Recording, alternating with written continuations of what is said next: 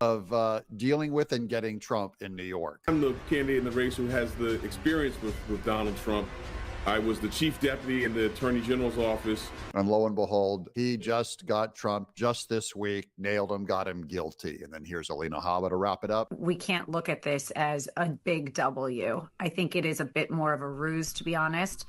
Them trying to change the Trump narrative from the dual system of justice that I know all too well to, hey, look at us, we're being fair and impartial. No, you're not. Are you buying it that Hunter Biden being found guilty on these gun charges, felony, is that a big deal? No, this is a crime that does nothing to the public to change the narrative. Whereas Trump's, they're trying to ramp his felony up through the roof as being some kind of huge indicator of his not being fit for office.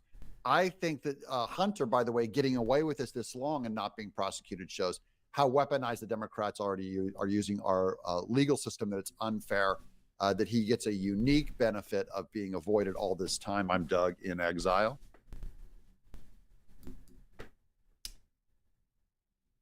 That was Doug in Exile. I really enjoy his shows.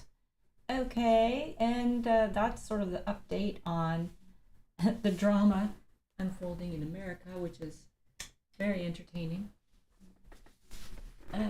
Sorry for all the clicking of this wheelchair. That's the brakes going on and off. And I do tend to fiddle with it a little bit back and forth because the movement helps and my feet are sore and stuff like that. Okay, that just explains that. So let's see. I'm going to have a quick look to see if there's anything on here I might look at. Okay, do we see anything of interest?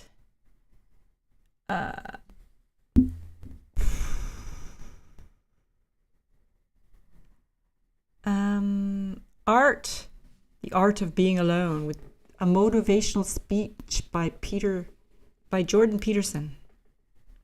I enjoy his work. I'm gonna have a quick look at that. I don't know if you can be less afraid of death exactly, but I think that here's a hypothesis, and this is a Socratic hypothesis. I write about this in my book too, by the way. Maybe if you live your life thoroughly, right? You take use of the advantages, make use of the advantages that are put in front of you, make use of your talents, say yes to things, tell the truth, like stand up and get at it, assuming that you can do that, you know, because some people are very ill and hurt, but assuming you can do that, I think the only way to combat fear of death is to live fully. And I think that might actually work. I kind of wonder, I talked about this with my father too, who's getting pretty old. You know, I've asked him if, for example, if he could be transformed back into an 18-year-old, knowing what he knows now, would he do it? And he was ambivalent about that. You know, he didn't say no, but he didn't. Okay, so that's over. That sort of stopped. Yeah, so living a full life is Jordan's making this point. We're going to try and stop that. And even my mouse isn't working. I've overwhelmed my computer with all of the things I'm asking it to do. It's totally having a fit. There we go. Say yes. And we talked about this idea that goodness sakes, if you lived your life fully, you know, maybe that would be good enough. Because, you know, I loved having kids, but I don't feel that I would have kids again, you know, because in some sense I've already done that. Right, he's already done that. He's already had kids. This is not actually, I don't think this is actually Jordan's channel, because it says, hey, please only use this if you found something useful in my videos that you want to buy me a coffee for, and if you can afford to. This isn't necessary, but can help me to keep creating some hopefully useful videos. But anyway, that's interesting. And again, I mean, Jordan is just blown up. This is, I think, why people are so obsessed in some sense with the search for fundamental meaning. This is a good story. So you can imagine two people. The sound is a little louder on this one. people laying bricks, they're building a gigantic wall, and the one person thinks, oh my God, you know, this wall is going to take 100,000 bricks. I'm laying one at a time and I'm wasting my life away, trivially adding to this gigantic brick wall. And what am I doing? This is you can turn it down a bit. brick by brick. And the other person thinks, in That's 300 good. years, this is going to be a cathedral. And so the That's right. person in the second state is doing exactly the same thing at a local level, laying bricks, but each brick is related to a very high goal.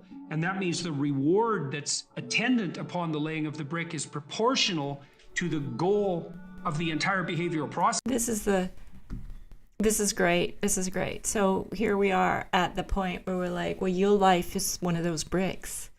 And then earlier we were talking about the hero's journey, and then we were looking at Jungian, the 12 archetypes. And I mean, there is a pattern. There is a pattern to being human. And then, of course, there's the God, the monotheistic God that the Jews gave to us, and Christ, Jesus, who God's only Son.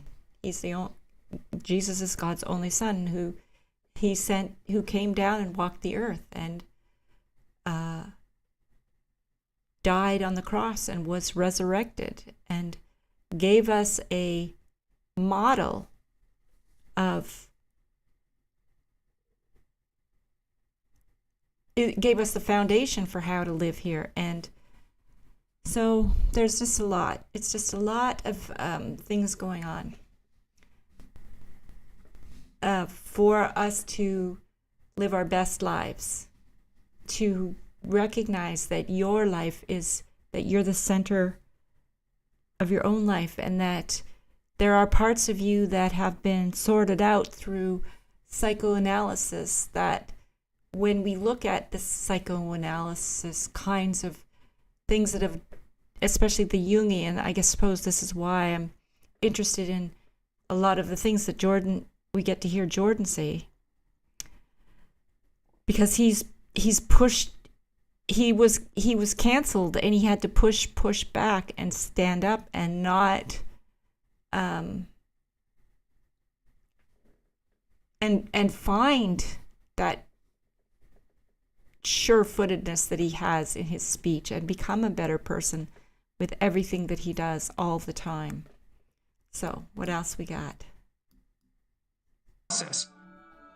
So if you're aimless and goalless, then you can't elicit any positive emotion. And if your goals are fragmented, which is what I struggle with, fragmented goals. So let's see if we can get the aims going. Also, what happens if you're aimless or your goals lack unity? If your goals are fragmented, then no given behavioral manifestation can elicit any dopaminergic reward, because it's not a step forward to anything desirable. Okay, so then you're understanding how the body works and how the dopamine works, and that is that is how we work. That's how we operate, is through taking one step after another and feeling better and better. Anyway, I got to go make the bed. I got the laundry. Keith came home. He's got the boat turned around. He got the window in on the right side, which is the port side, and he turned the boat around. Now it's facing the other way, and he's going to work on the other side this afternoon. He's very excited about it. He's doing really well. I put the pillowcases on. I did not finish making the bed. I'm going to go do that now. Thanks for tuning in. I really appreciate, well, I don't know if we'll make any headway here, but I'm having fun. I enjoy making these videos, and we're going to keep going until we really create something that is meaningful. And we're going to create some steps forward to desirable things. Maybe I'll come back with some goals, and then when I meet them, I'll get the dopamine that's desired. And that's it. That's it for today. Hey, what's going on? Are we streaming or what? I guess we're streaming. All right. Now we're going to stop streaming. Bye-bye. Talk to you again.